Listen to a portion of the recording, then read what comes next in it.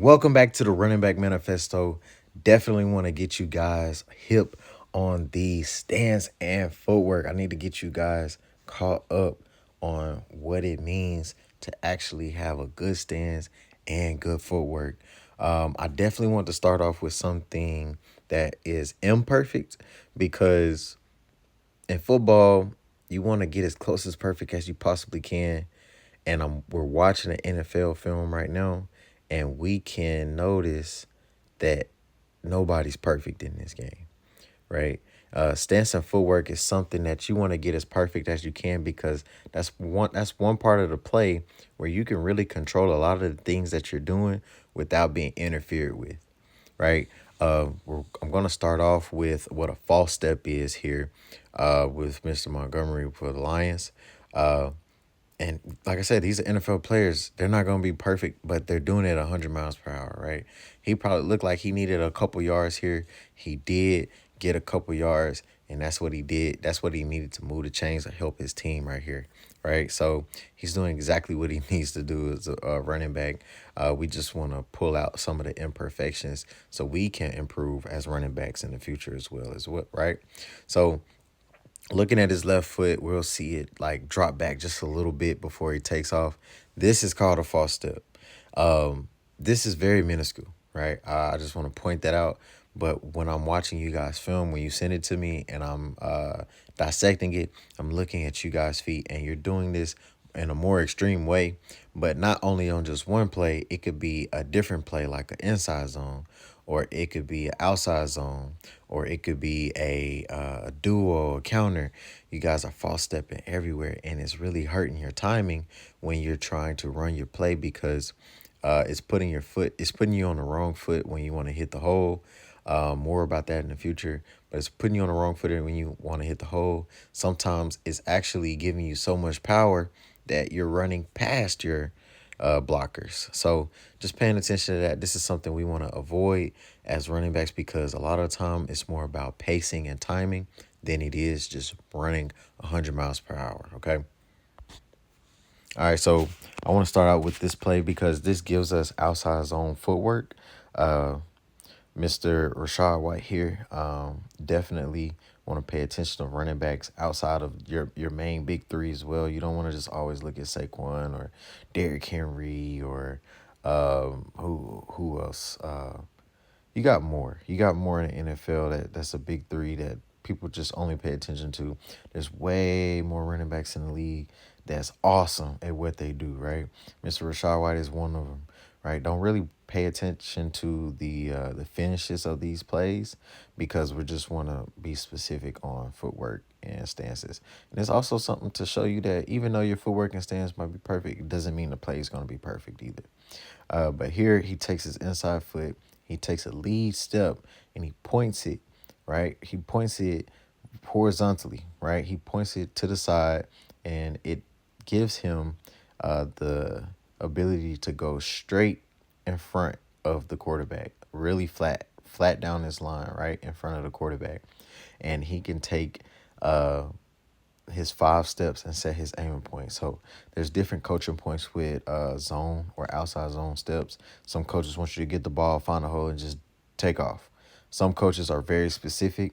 One of my coaches were very specific. He wanted me to point my toe, run flat, and on my 5th step, set my angle to where I wanted to press the ball and then decide where I wanted to go. Right. So Rashad here, he sets his angle. It's not, too much opportunity here, but he sets his angle with his outside foot once he goes down. So, all right, we're back here. I definitely want to take a little bit more detail to this. So I want to show you guys like the steps that I'm actually talking about in slow motion because the play may be going too fast as well. So we're paying attention to his inside foot. The inside foot is the one with the black sleeve on it. Number 1, of course, is running back. He's going to take his first lead step, right? It's going flat. This is 1, 2, 3, 4. He's already bending right here because he can see what's going on in front of him. But this is the point at which he's setting his angle and making his decision. He's already decided by this point. But this is his fifth step, right? Most of the time, coaches want you to get to this step and then set your angle downfield, not directly downfield, but at an angle, which would usually be outside the tight end, right? So this is outside the tight end over here. And by his fifth step, I'll show you that his angle actually ends up over here too. So that's 1, 2, 3, 4, 5. If you draw a line from where his head is actually looking, it would end up outside this tight end, right? So this is about halfway from the hashes, a little bit closer to the top of the numbers. If we go back to see where the tight end is, where is it, right? Basically outside the tight end. That same place he set his angle at, right, is just outside this tight end.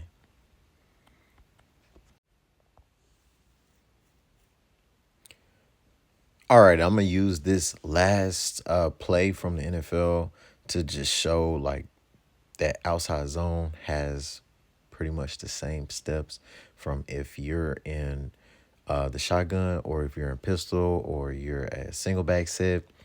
The difference between this play and the last play, though, is that he is taking a lead step directly at his aiming point. So his aiming point is aiming where the tight end would be, that same spot we just got done talking about outside the tight end, probably 1 or 2 yards outside the tight end. He's aiming at that exact same spot because now he's right behind the ball or right behind the quarterback right here, right? So you'll see him actually take that type of aiming point, right? Shoot, he might even have stepped a little bit wider than that aiming point here.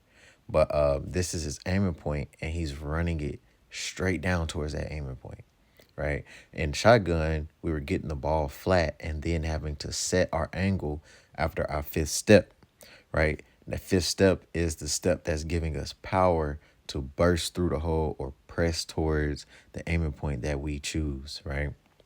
Now, here in this moment, Mr. Robinson, it's not, like I said, it's not too much opportunity in the play. We're not focused on that right now. We're focused on how we can best set ourselves up to squeeze opportunity out of plays with having the right footwork and having the right stance. Just paying attention to his stance. He's not overly leaning over his toes or his knees. He doesn't look off balance, and he has his hands on his hips, but not his hands on his hips, but his hands on his thighs. But he's not just resting all of his weight there. He's balanced and he's ready to move out of that stance. Big coaching point that I also got from a really awesome mentor that I had for running back. He would tell me, Zach, you want to graze your feet on the ground when you take your lead step. So if you pay attention to his foot here, it's almost like he didn't pick it up all the way in the air, but he grazed it across the turf, right? He grazed it across the turf, and that is giving more consistent footwork for him, right? Sometimes we're not always playing on turf. You might be somebody that's playing on natural grass and it might be muddy.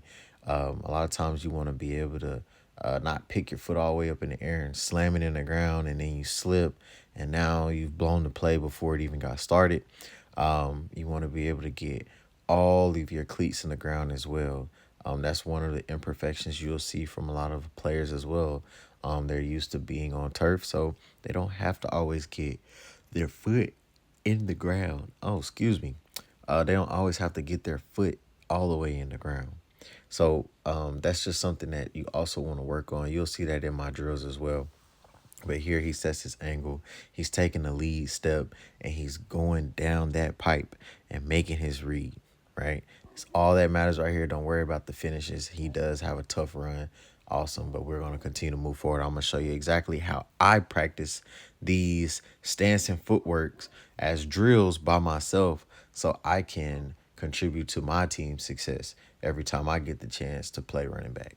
All right, so to conclude the video, I want to show you guys some of the drills or just things I do and I practice by myself. Um, Now, I was showing you full game reps. This is how you can dissect and chop down your stance and footwork to a science. Right here, I'm practicing my stance, of course, not too far over my toes. My hands are resting right above my knees. My feet are firmly planted in the ground.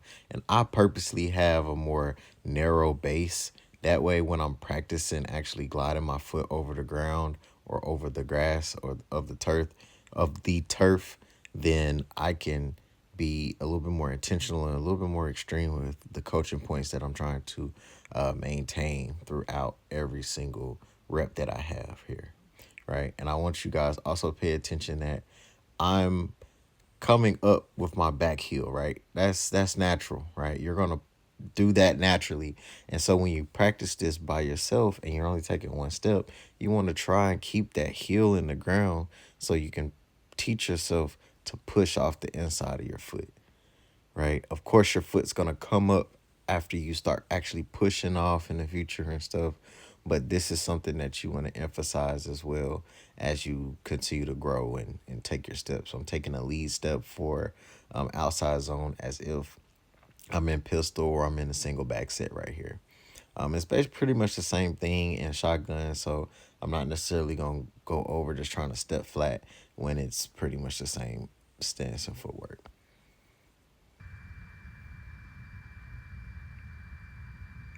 Here you go.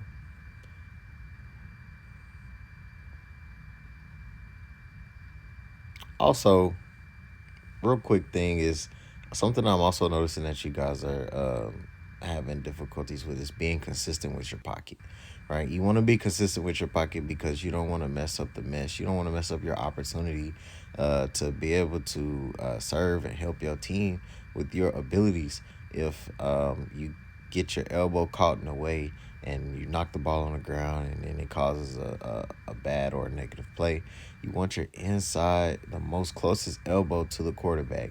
You want that elbow up. Every time you cross paths with the quarterback, when he's handing you the ball off, you want that elbow to be up, not down. You want that area to be clear and there's nothing in the way of the quarterback putting it in the pocket. Leave a like and comment. Like I said, it's gonna help me get into the algorithm.